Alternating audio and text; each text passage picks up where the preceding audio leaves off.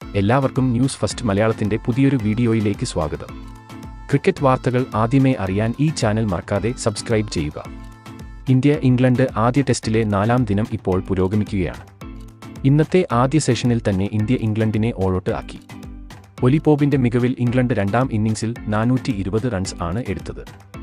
230 റൺസിന്റെ lead ആണ് ഇപ്പോൾ അവർക്കുള്ളത്. ഒലി പോപ്പ് 196 റൺസ് എടുത്താണ് പുറത്തായത്. 278 പന്തിൽ നിന്നാണ് താരം 196 റൺസ് എടുത്തത്. 27 ഫോർ താരം നേടി.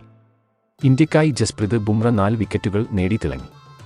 അശ്വിൻ 3 വിക്കറ്റും ജഡേജ 2 വിക്കറ്റും അക്സർ പട്ടേൽ 1 വിക്കറ്റും നേടി. ഒരു ഘട്ടത്തിൽ 163-5 എന്ന നിലയിൽ ആയിരുന്നു ഇംഗ്ലണ്ട്. അവിടെ നിന്നാണ് അവർ ഇത്ര മികച്ച സ്കോറിലേക്ക് എത്തിയത്. ഒലി പോപ്പ് ഇംഗ്ലണ്ട് നിരയിൽ മികച്ച പ്രകടനം തന്നെയാണ് പുറത്തെടുത്തത്. ഇന്ത്യൻ ബൗളർമാർക്ക് ശരിക്കും കിട്ടി എന്ന് തന്നെ നമുക്ക് പറയാം. അവസാനം ബുംറയ്ക്ക് മുന്നിൽ താരം മുട്ടുകുത്തുകയായിരുന്നു.